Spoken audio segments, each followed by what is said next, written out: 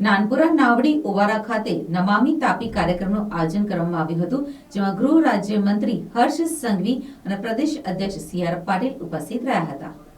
રામ મંદિરના પ્રાણ પ્રતિષ્ઠાના મહોત્સવને લઈ નાનપુરા નાવડી વોરા ખાતે સાકેત ગ્રુપ, પ્રતિભા ફાઉન્ડેશન, સમસ્ત ગુજરાત બ્રહ્મ સમાજ, સેલર સ્પોર્ટ્સ ક્લબ, ખારવા બંદર જ્ઞાતિ પંચ, કહાર માસી સમાજ અને નમામી પાપી ટીમ દ્વારા માતા પીની ભવ્ય આરતીનું આયોજન કરવામાં આવ્યું હતું.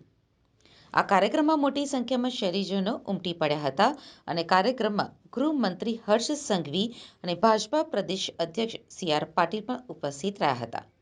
સી.આર. પાટીલે પોતાના વક્તવ્યમાં રામ મંદિરને લઈને અનેક પ્રસંગો વર્ણવ્યા હતા. આખા દેશના તમામ લોકોની ઈચ્છા હતી, અપેક્ષા હતી કે અયોધ્યામાં ભગવાન રામના જન્મ સ્થળે ભવ્યાતિ ભવ્ય મંદિરનું નિર્માણ થાય. આદરણીય પ્રધાનમંત્રી શ્રી નરેન્દ્રભાઈ મોદી સાહેબે આખા દેશના લોકોની ઈચ્છા પૂર્ણ કરી છે. ભગવાન રામ એ ભગવાન તો હતા, સાથે રાજા પણ હતા. એક રાજાને શોભે એવો મહેલ હોવો જોઈએ અને ભગવાનને શોભે એવું મંદિર હોવું જોઈએ. આખા દુનિયામાં સર્વશ્રેષ્ઠ મંદિરોમાં આ મંદિરની પણ ગણના થાય એ પ્રકારના મંદિરનું નિર્માણ એ શ્રી મોદી સાહેબે અયોધ્યામાં કર્યું.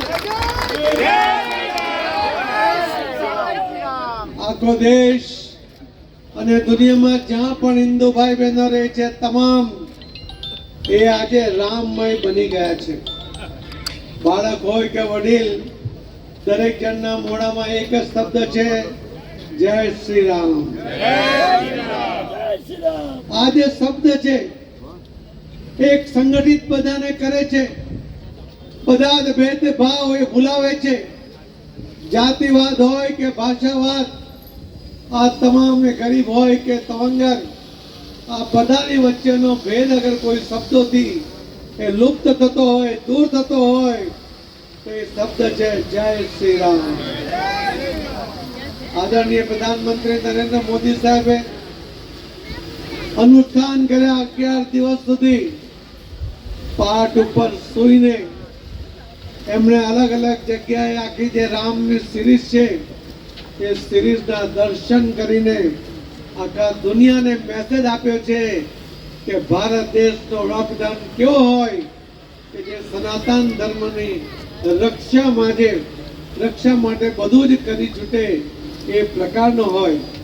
એટલે આપણી સંસ્કૃતિને જીવંત રાખીને, આપણી આવનારી પેઢીને સુરક્ષિત રાખીને, આપણી જે સંસ્કૃતિ છે કે જે આપણે રામાયણ વાંચતા હતા, મહાભારત વાંચતા હતા, એ જોતા એ પાત્રો, ત્યારે આપણા મનમાં એવી શંકા નથી થઈ કે આ કાલ્પનિક છે. આજે આપણને પણ લાગે છે કે આ જીવંત પાત્રો એમના સમયમાં થયા છે અને એના જ વંશજો તરીકે આપણે આગળ વધ્યા છીએ. મારે આપ સૌને અભિનંદન આપવા છે કે આખું શહેર, આખું ગુજરાત અને આખો દેશ